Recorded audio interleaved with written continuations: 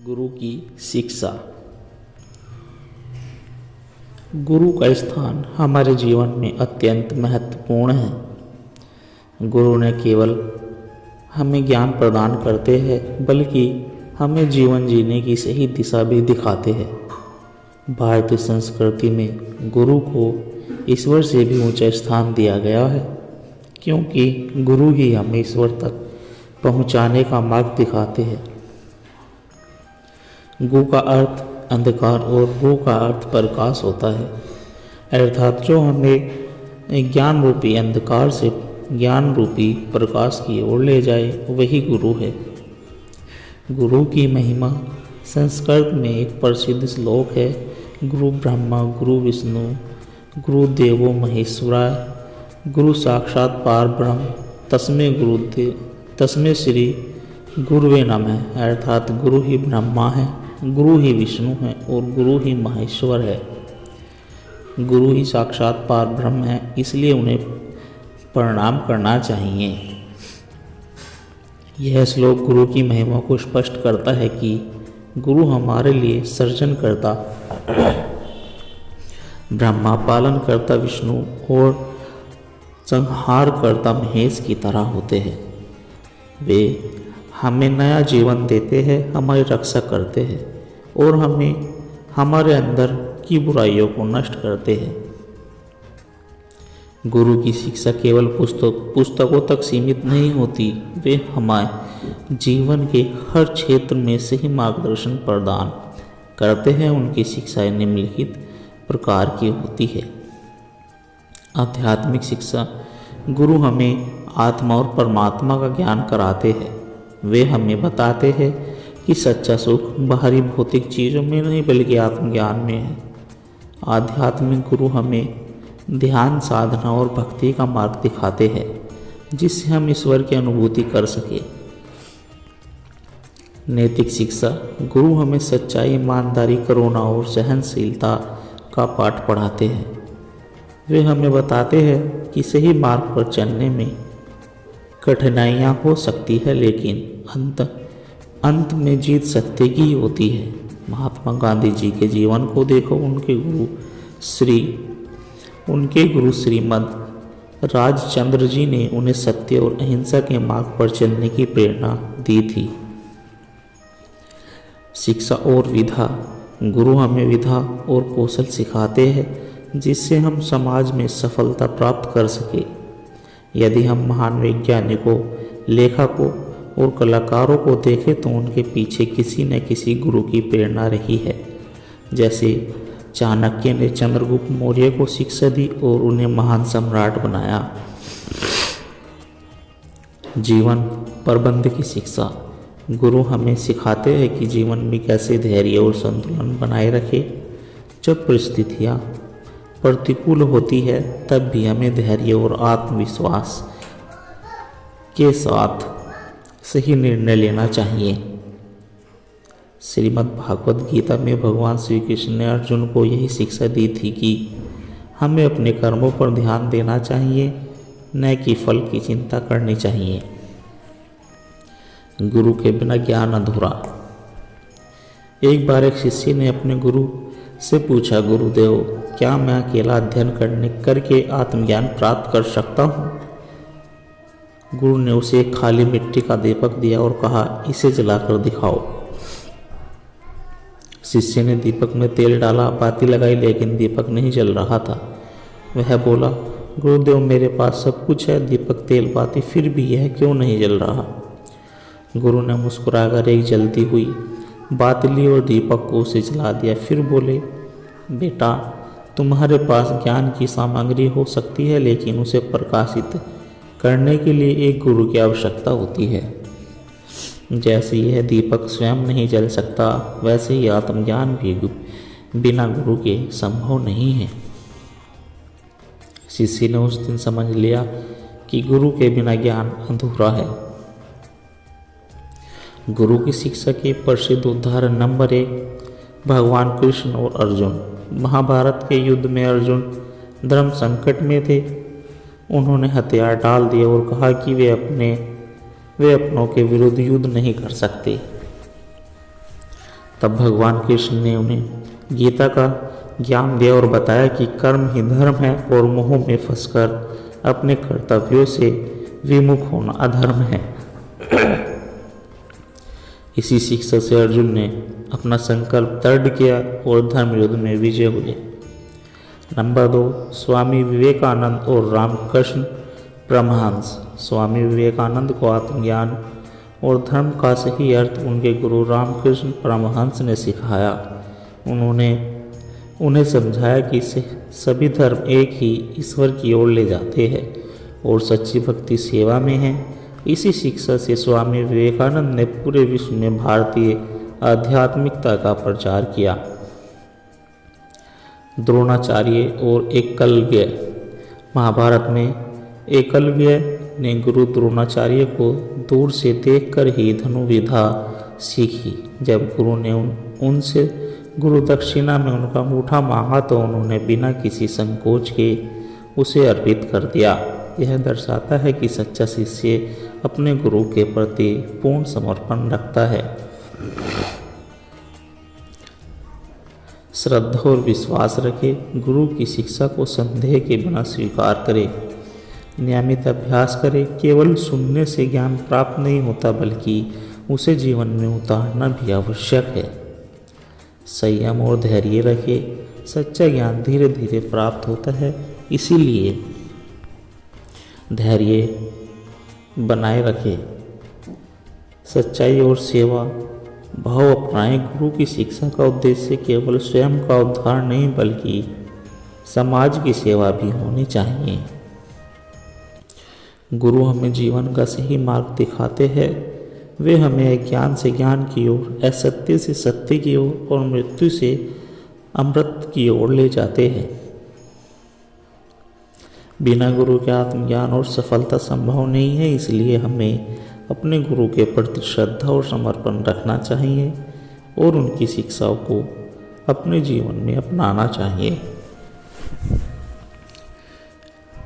गुरु वही जो अंधकार से प्रकाश की ओर ले जाए।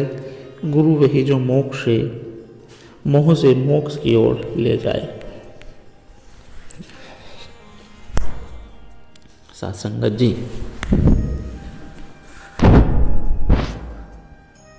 जीवन में सत्संग की उतनी ही आवश्यकता रखता है जितने शरीर के लिए शुद्ध भोजन की। जैसे अशुद्ध भोजन से शरीर रोगी हो जाता है, वैसे ही बुरे विचारों और सत्संग से मन मलिन हो जाता है। सत्संग वह अमृत है जो आत्मा को शांति और जीवन को सही दिशा प्रदान करता है। संत कबीरदास जी ने कहा है, संत मिलन को जाइए तजी माया अभिमान, जैसे तरण लग अगी को आप हुई जलिन जान। अर्थात यह संतों का संग प्राप्त होता है तो अहंकार और माया को त्याग कर उनके पास जाना चाहिए।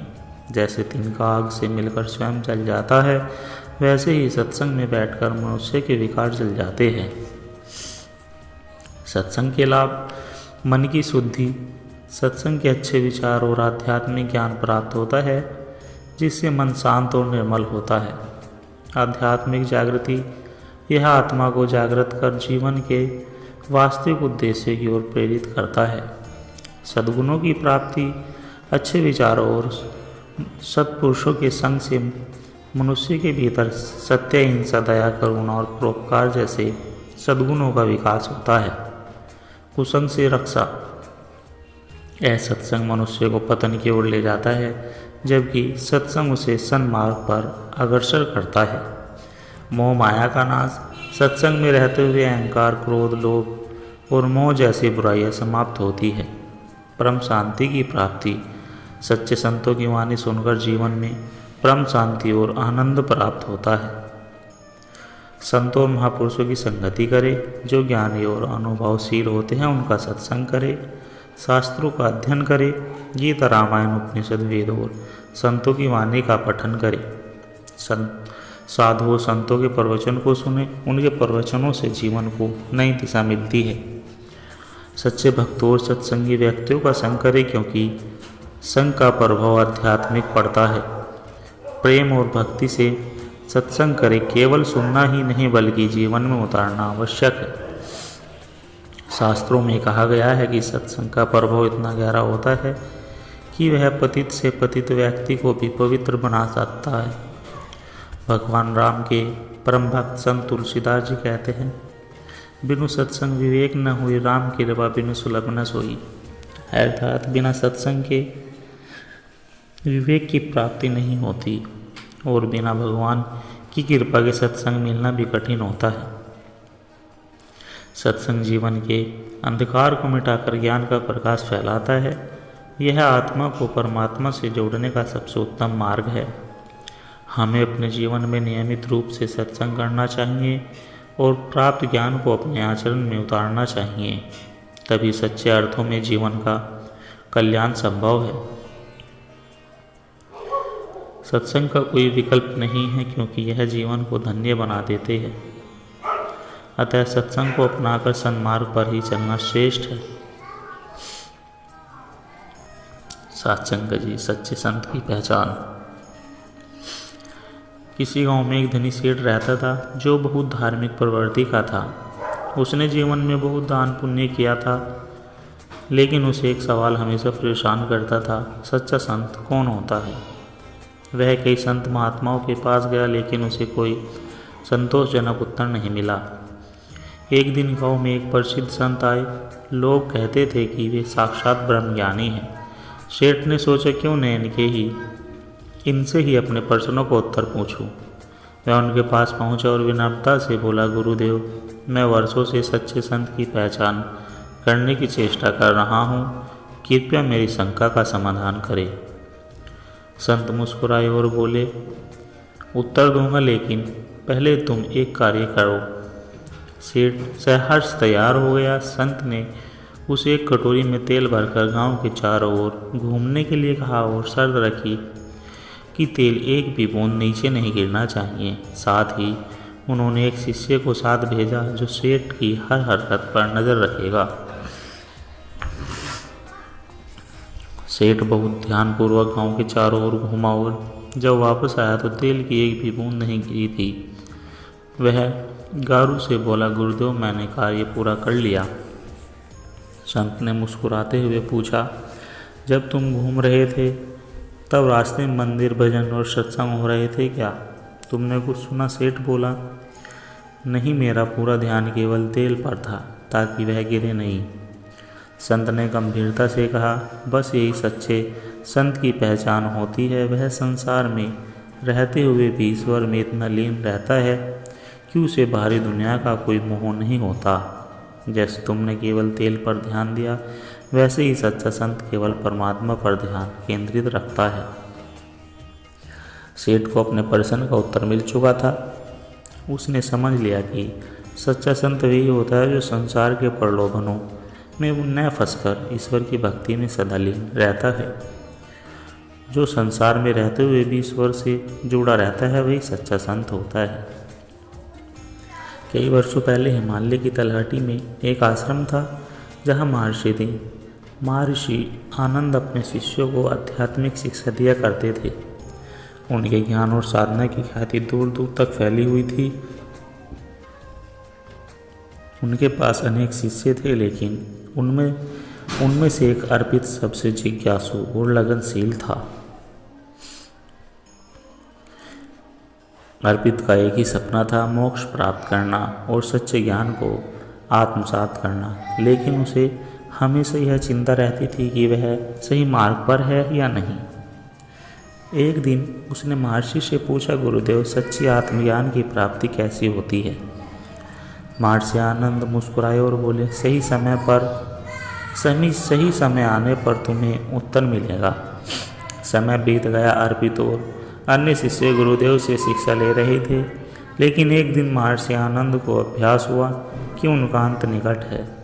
उन्होंने सभी शिष्यों को बुलाया और कहा, मेरी अंतिम आज्ञा सुनो। मैं चाहता हूँ कि तुम सब जीवन में अलग अलग दिशाओं में जाओ और सत्य को खोजो। 7 वर्ष बाद वापस आओ और मुझे बताओ कि तुमने क्या सीखा। सभी शिष्य ने गुरु की आज्ञा मानी और विभिन्न दिशाओं में निकल पड़े। अर्पित ने भी यात्रा शुरू की। वह विभिन्न साधुओं और संतों से मिला, तपस्वियों के दर्शन किए, योगियों की साधना देखी और धर्म ग्रंथों का अध्ययन किया। उसने कई प्रकार की कठिन साधनाएं भी की, लेकिन मन में शांति नहीं थी। फिर एक दिन वह गांव पहुंचा, जहां एक वृद्ध महिला अपने घर में बैठी थी। वह अत्यंत शांत और प्रसन्नचित्त दिख रही थी। अर्पित ने पूछा, माता, आप हमेशा इतनी प्रसन्न कैसे रहती है? वृद्ध महिला हंसी और बोली, बेटा, मैंने यह समझ लिया कि जीवन में कुछ भी स्थायी नहीं है। दुख और सुख आते जाते रहते हैं। जब मैं सच्चाई को स्वीकार कर पाई तब मुझे सच्ची शांति मिली। अर्पित को पहली बार आत्मज्ञान का अभ्यास हुआ। उसने सोचा, यही तो गुरु ने सिखाया था, सत्य को बाहर नहीं अपने भीतर खोजो। 7 वर्ष बीत चुके थे। सभी शिष्य अपने अपने अनुभवों के साथ वापस लौटे। महर्षि आनंद बहुत अशक्त हो चुके थे, लेकिन उन्होंने सभी को सुना। एक शिष्य ने कहा, मैंने वेदों का गहन अध्ययन किया, अब मैं हर शास्त्र का ज्ञान रखता हूँ। दूसरे ने कहा, मैंने हिमालय में तपस्या की और कठिन साधनाएं की। तीसरे ने कहा, मैंने अनेक संतों से ज्ञान प्राप्त किया और दुनिया घूमी। अंत में अर्पित आया और बोला, गुरुदेव, मैंने सत्य की खोज में भटका, लेकिन अंत में समझा कि आत्मज्ञान कहीं बाहर नहीं, हमारे भीतर ही है। जब हम यह स्वीकार कर लेते हैं कि यह संसार निश्चय परिवर्तनशील है और केवल परमात्मा की शाश्वत है, तभी सच्ची शांति प्राप्त होती है। महर्षि आनंद मुस्कुराए और बोले, बेटा, यही सत्य है। ज्ञान पुस्तकों, तीर्थों और कठिन साधनाओं में नहीं, बल्कि मन की स्थिरता और सच्ची स्वीकारता में है। तुमने सच्चे आत्मज्ञान को पा लिया। ये कहकर उन्होंने आंखें बंद कर ली और ब्रह्मलीन हो गए। सत्य और सासंगत जी, इस कहानी से हमें यह शिक्षा मिलती है कि सत्य और आत्मज्ञान बाहरी दुनिया में नहीं, बल्कि हमारे भीतर है। जब हम संसार की अनित्य को स्वीकार कर लेते हैं और संसार को ईश्वर के चरणों में समर्पित कर देते हैं, तभी हमें सच्ची शांति मिलती है।